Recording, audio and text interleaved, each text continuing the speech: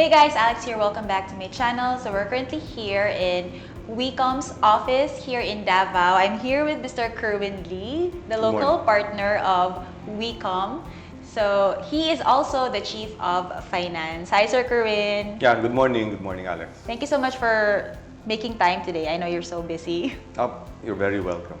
So to start it off, how has been the real estate market in Davao during the pandemic? Well, during the pandemic, surprisingly, the market is still very active. During the pandemic, what we did sa Wee Comm and sa Davao South Prime is we made adjustments. We made sure that yung payment schemes, then we made payment breaks sa mga clients so that they can recover if ever there are some difficulties in paying. Basically, sa construction side naman, we push through, we continue. We help the contractors by in-house namin yung mga tao nila, so that would lessen the risk of for the health protocols. And then for our employees also, we also rented apartments so that they can continue the work in a safe environment, basically. So the market during that time is still robust. So okay lang din yung market. And Davao is really very progressive. Yeah. Yes, correct. Davao. There's so much happening in Davao right now. Yeah, for Davao before the pandemic naman, even before our mayor become president, it's really developing. Malakas na talaga yung market. Yung market ng housing, but it needs a spark. That's how we come when we came in dito sa Davao. That's what they provided. Something like the tagline, something beyond ordinary. Something different. Yeah, something unique. different. Yeah, kasi if you notice, our design is modern. Yes, I love your design. I love the layout. Correct. Modern siya, pero the organic function ng yung architectural design niya is still there. So we made sure na the height is higher. Yes, it's higher. So who designed your housing here? The housing, one of our partners, si Architect Carter. Si Carter, yes, so, yes, si Architect Carter. I also interviewed him. Since he's now based in Cagayan. Correct. So he's the one who designs all the projects of Wee Comm all over the Philippines. Correct.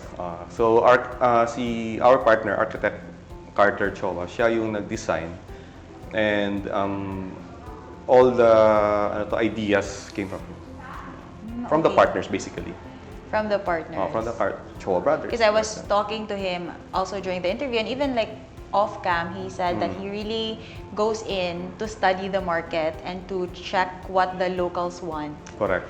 Because what Davaoenos want may be different from what Cagayanons want, and also different in Iloilo. Yes, correct. Actually, when we started as I said, when we launched the model unit, we went around and checked nga.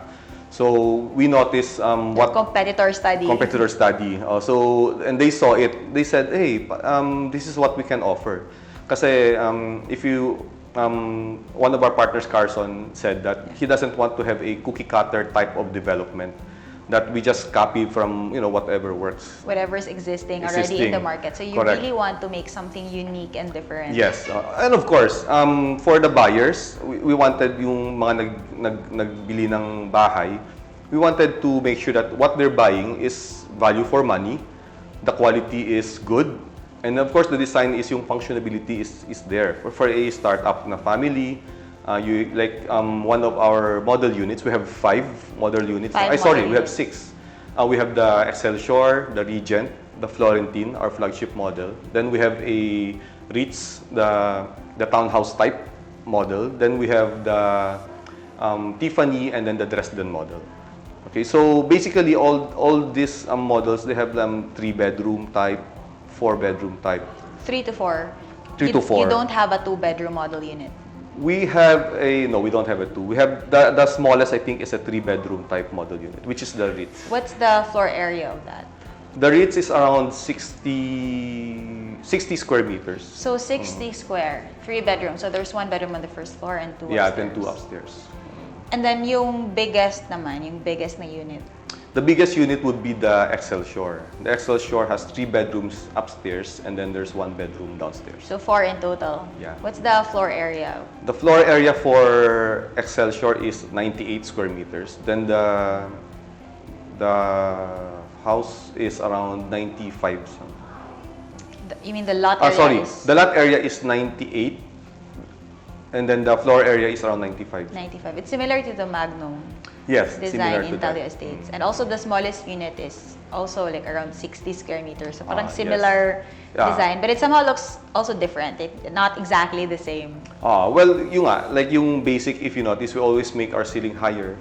The windows naman, we make Windows it bigger. bigger, and we want to incorporate yung natural lighting. Natural airflow, cross ventilation. Correct. In-explain lahat ni Carter yan. Yeah, I'm sorry, I cannot explain it as how Carter He was explained very it. technical, Yes, but it was really good also. For our clients who are very technical, so I just sent the interview Correct. with Carter Choa. Okay. So yeah, ganun. So that's when we launched the project. We launched it February 2016, and I think within 3 months we sold out yung first phase, around 301 units within 3 months. So the entire development is around 25 hectares, right? The entire development is 24 hectares. 24 hectares. Yeah, and then we pay by phase siya. So phase 1, phase 2. Yung up to first phase, 5. how many hectares yung first phase? The first phase is 5 hectares. Okay, so then and so on. Basically, we cut it by average of 5. 5. I noticed in Cagayan, most developers cut it in about 8 hectares. Yun yung parang usual na cutting sa different developers in CDO. Actually, here, the reason why we nakat siya by 5, it's because when we started, we bought a 5-hectare property only. And then, And we expanded. Yes, we expanded because we have a partner, which is the Davao South Prime. They own the property at the back, and they saw what we're doing is nice. Sabi niya, oh, what are we doing? So nag-JV kayo? Nag-JV kami. So you didn't have to buy the additional land? Yes, we didn't have to buy all. There are some properties that we jointly bought also. So all in all, we have a 24-hectare development for. Why do you think Wee Comm decided to expand first in Davao, outside of Metro Manila? Because this is their first expansion. Right? Correct. Well, if you talk about when you say Mindanao, okay, of course, one of the. Or why not Visayas first? Oh yeah. Well, first, actually, the first place that they really considered was CDO. Yeah, sabi Yeah. nga ni Sir Carson. Yes, because Cesar knew Roger way back. I think they have an event together. I think it was an outreach program. Parang for Sendong yun. Correct. He met Also, Sir Roger there. Roger, I know him way back because of the Cherry Mobile business. Yeah, because that was your industry, right? Like you Correct. took such a huge leap. Like, hindi ka ba natakot na parang so different from the industry I was previously in? Well, Or actually- hindi ka natakot because of Sir Cesar, may partner ka na. Of course. Actually, hindi kami takot per se because we have a very well experienced partner, which is Wee Comm. So when I met Cesar, of course, Cesar is my cousin, and aside from that, I know his background, his work habit. Then he introduced me to the Choa brothers. They're really very dynamic group of people. No? So eventually, talagang we hit it off. Of course, the trust is there kasi we have to trust them what they're doing. So when we started, the reason why I think Wee Comm choose Davao, it's because we're here. And of course, when you say Mindanao, I think Davao would be usually comes to mind na one of the highly urbanized area. Yeah, of course, Davao. It's already then, Metro Davao. Yeah, Metro Davao, then Cagayan. Cagayan isn't even Metro yet. Yeah, Cagayan or Pero Jensen. Cagayan will be, it's on track to becoming Metro Cagayan by Correct. 2024. That's yung national plan. Yeah, basically yun. So, well, aside from we're here sa Davao, Davao is really fast in developing in terms of sa infrastructures. Peace and order was also put in place talaga. Kasi actually... How is the peace and order of Davao? Do you have any challenges with that so far? Or Well, wala talaga, super safe? Okay, well, when you say Davao, if you notice, we're one of the safest city, Yes. I guess, in Asia. we're proud naman na what Davao was before, okay, na kasi ako, I'm not originally from Davao eh. I transferred to Davao 1990, and that's the time that parang bago lang yung from the medyo magulo na days, no. So I really saw in a way yung transition ng Davao from a medyo from a not medyo from a critical area to a very safe place. Okay, so yun. What were your challenges when you first started developing here in Davao? Like first project, you had to open up all the new office, hire a lot of people. Correct. Who helped you with everything? Okay. Well, basically, yung challenges in establishing sa Davao establishing. is first, of course, is yung knowing the right people that will work for Wee Comm and yung partnership namin. Kasi we all know that the culture here in Davao is different from the Metro Manila way of doing business. What's the difference? I think the difference is kasi Davao is more laid back eh. Yeah, Manila is more fast-paced. Yeah, Manila's fast-paced. Everyone is like, every day is like, you know, hustle on the go, talaga. Always correct, in a hurry. Correct, hustle. So I think we have a tawag ito, parang bump in the road in terms of getting the right people. But ang maganda doon is kasi Wee Comm, they mirror the functions of yung sa Manila to Davao. So basically, they send people here. That's why we have yung project director namin, si Architect Paulo Chua. So he came here with his wife, and then he set up basically yung what our South Prime is now, no. So the challenges is yun. First is getting the right people.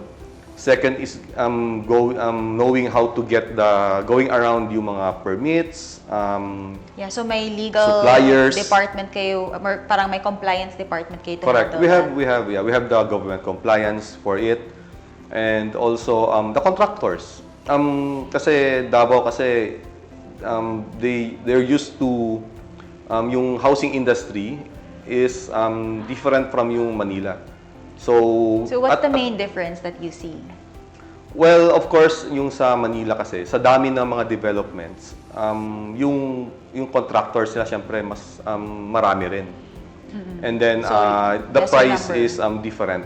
And how like you said, people here, they're not that used to the fast pace. So when you introduce this type of system, kasi they have a system that they introduce, you have to educate them how to do it. Because they're used to the traditional way of building houses. Okay? There are some developers here that use other methods, but when Wee Comm came in, they also have their own system of doing it. So basically, that's where yung challenges that we encountered on the first and second year. But eventually, it caught up naman with them kung paano gawin. So and then yung sa office naman, the people they understood. The importance of yung culture of how you would work. Of course, yung hustle mo, because in real estate, time is gold. Yeah. You mean speed is of the essence. Speed is of the essence, di ba? You know that people that buy their houses, they wanted everything will be on time. So we really do our best, or more to than turn over on to turn time. over the unit. Kumusta on time. naman yung turnover schedule? Like, on track talaga, or sometimes may delays? Before the pandemic, we're on track. Okay, but obviously during the pandemic, may setback talaga. So, but I'm proud to say naman that this year we're on track to catch up also with whatever yung nawala during the pandemic. Okay, so turnover naman is okay, but of course you cannot be. It's not perfect. So meaning there are some glitches, of course, because when you wala naman talagang perfect. Yeah, when you turn it over to the client, they have some requests, small things like that.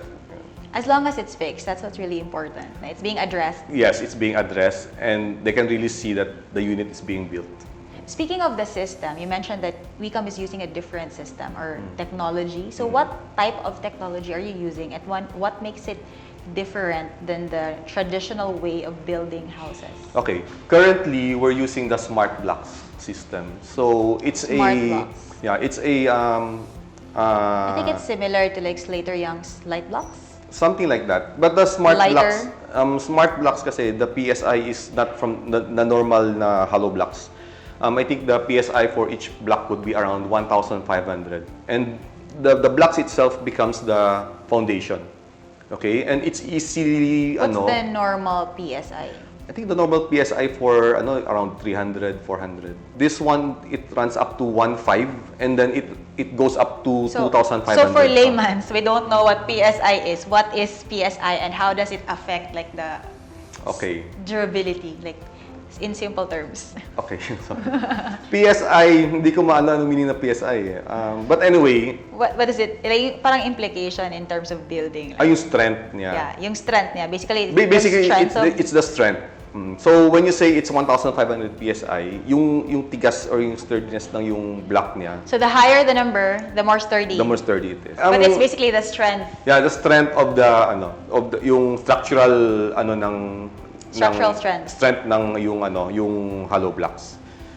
So later if you go to the site, you'll notice that we don't have wala ng poste. That's why na-maximize namin yung design ng So bahay. that's why it looks more spacious even though Correct. it's the same floor area. Correct. Because that's what I noticed. Like when I would go to Magnum, and then Magnum is 90 square meters. Yes. And I would go to the model units of other developers, and it was even bigger. It was like 100 plus square meters.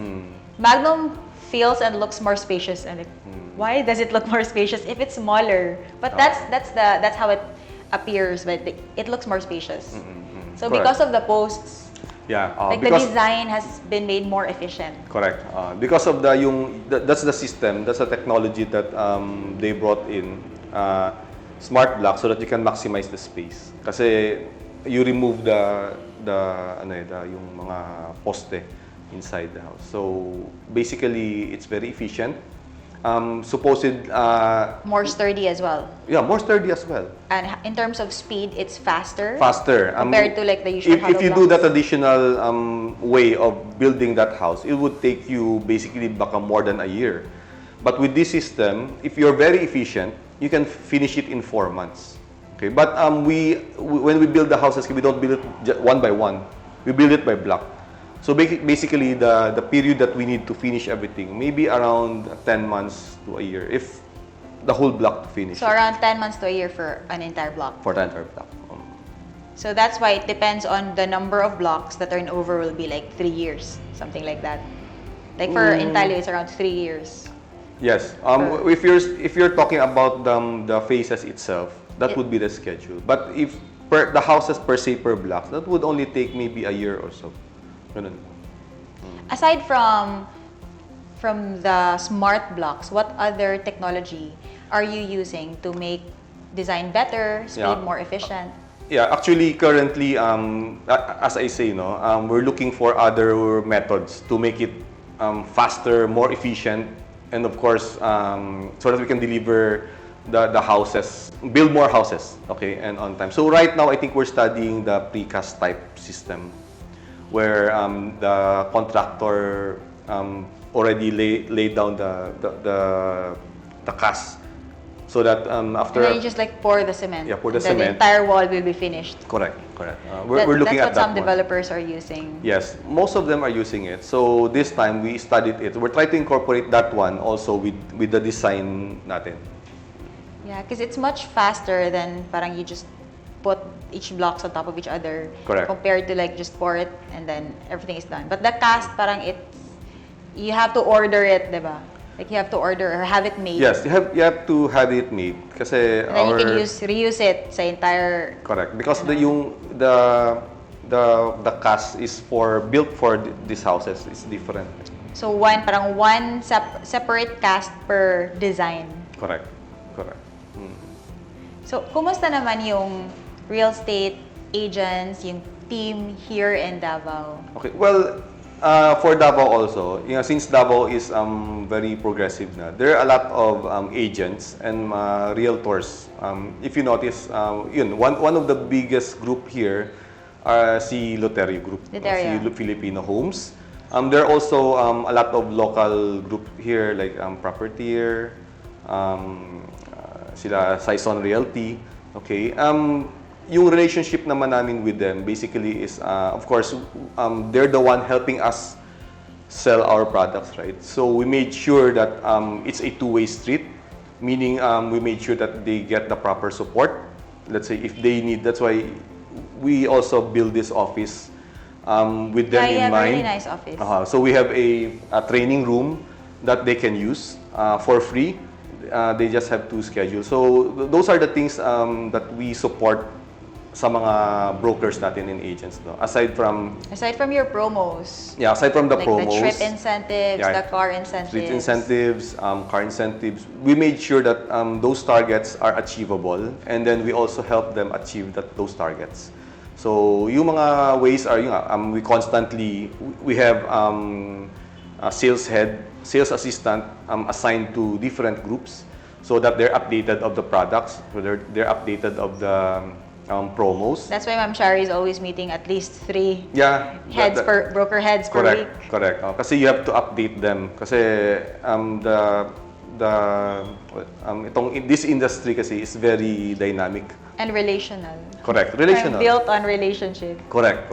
Kasi it's not about just releasing the commission and stuff like that. The reason why we have let's say like last month we treat one group sa Pearl Farm. It's not it's just leisure lang.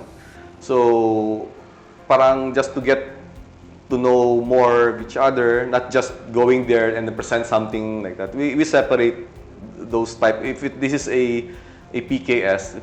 If this trip is for just leisure trip because you hit your target, then that's at least. Yeah, I noticed that's the style of Wee Comm in correct. handling brokers, even with Cagayan. Correct. That you're very relational. Correct. You really take time to spend it, and you listen also to the concerns and suggestions of the agent, and you ask, okay, what do you want? How can we be better? What can we improve? Correct. Like the hard questions that not really a lot of developers ask.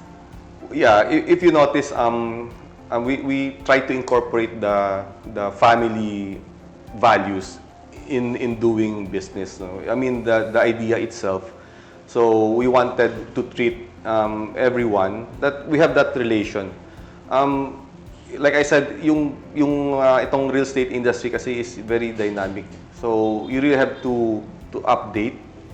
Kasi if you thought that you're always like you're thinking na I'm selling a good product. I sold this out in 3 months. Parang okay, you guys need us. It's not like that. It's always a two-way street. Kasi it's teamwork. Teamwork. Kasi there's always a disruptor that's gonna come in. Yes. And offer another product that will be better than you. So what you're gonna do is you want to make another product that's better than them. But end of the day, the sellers are always there, and we made sure that we support them. Okay, so we made sure that we support them, that it's fair, that it's reachable, and we get their ideas also. It's because they're outside, they're doing the works na what people need, what is the frontliners. Demand. They're the frontliners who really gets to communicate and are the ones in contact with the buyers. Correct. So their input is very important as well for us. So it's really great that you have an open mind, and I can really see it in the culture that Wee Comm has built. When I was also interviewing Sir Cesar and Sir Carson, and I think si Sir Carlo lang yung wala na interview ko. Okay. You can always call him up. Because at that time we were focusing more on the CDO project. That's why, and he wasn't also available, I think, during the time when I was interviewing the other executives. So very parang family-oriented yung approach, more relaxed and not as not super corporate. In a way, it's like a hybrid. Hybrid. Hybrid. Kasi when we started, family corporate, parang yung it's like a mesh of those two we get cultures. all the good things of the culture, example of the family. and then you mix it up with yung corporate way of it. Of doing Because things. I mean, you just get the good things, then you try to weave it into. That's how you work. Kasi you want to have a distinction from others how they do it. So as much as possible, we really try to instill that one sa lahat. What is your vision here in Davao? What is Wee Comm's vision here? Well, our vision naman is really to provide a quality, affordable houses for all Filipinos. Our vision for Davao is to, of course, expand the presence of Wee Comm here, and that's so that we can build more houses. So we can look forward to more projects launching in the future. In the future, yes. So, aside from, since Wee Comm has been here already for 5 years now, here in Davao, so now, what are the things that you want to do more of in the coming years? Well, our lineup basically for this year, we're looking at doing vertical already. Yeah, Chari mentioned that. Yes, You want to go vertical. We want to do vertical, and we're also looking at doing another horizontal project. Okay, and maybe some pocket developments also. Pocket developments meaning how many hectares? Pocket developments, it can be less than a hectare. It can be, let's say, a 15-unit townhouse. Or Why pocket developments? Well, because we know that Davao kasi is really expanding. So there are some areas kasi that, I mean, the land is not all available per se. That's near Like downtown. One huge area. Yeah, one huge area. But there are small tracts. Yes. So, but sometimes there are some landowners that they have, let's say, a 1,000 square meter property that's nicely located. So you're open to somewhere. that. Like if I were a land, I have like 2,000 square meters in Davao. Can I partner with Wee Comm? Yeah. Actually, right now, our approach is JV. Kasi I think it's faster for you to grow. And number two, the landowners would also maximize. Yeah, they can maximize their property compared to just selling the land outright. Because what if you notice also yung mentorship program ng Wee Comm. Yeah, I really love that. That's one of the I think advocate that sila Sir Cesar and sila Carson are pushing, because they believe that for aside from the business that the you Philippines needs more developers. There's really a shortage of housing. Yes, that's why they said they want to do mentorship. They're gonna take us. They would teach us how to do it. Then eventually, that's why you grow together. So it's also the same with other potential partners. Okay, so their point is they're trying to teach you how to do it, so that someday you'll get the concept of how we do it. Okay, so that's why they want to do mentorship. So basically, you're open to landowners who want to offer up their property to be developed. Yes. What's the minimum size? Well, for vertical, at least I think it should be around maybe 2,000 square meters. And for horizontal? For horizontal, pocket developments, for example? For horizontal, it at least minimum of 5 to 10 hectares. 5 to 10 5 to 10 hectares at least. For pocket developments, are you also open to JV? Like what if it's just 1 to 2,000 square meters? Well, yeah, it's still open for JV because, like I said, that way it would be easier for you to expand. If you buy all the properties, that would really, you have to dig deep on your pocket. Mahal siya. Yeah, mahal. But I mean, to be practical naman, that's how we offer right now. But of course, if it's for sale, we can always look naman buying it if let's say the owner doesn't really want to, if they're not interested in doing a joint venture. What sets Wee Comm apart as a company compared to other developers? Like for you, what makes you unique? What's your edge? I think ang edge ng Wee Comm, since Wee Comm is a upcoming real estate developer, what set us different from others is we're here. Very hands-on and personal. Yeah, very hands-on, meaning nothing against those big companies. Of course, everyone wants to grow. But during that journey, going there, we wanted to instill yung relationship between the sellers, the buyers, and then the whole organization itself. Because when you're a very big company, it's like, I read this somewhere, it's like you're just one of the tool, of the part, of course, na company. Of the entire thing. So, you cannot talk to the CEO, you cannot talk to the president per se. No? You have to go through so many channels to reach them, or you can't even reach them. Okay. But I understood yung what they call this, yung protocols of a large corporation. But as much as possible, what set us different is we're here.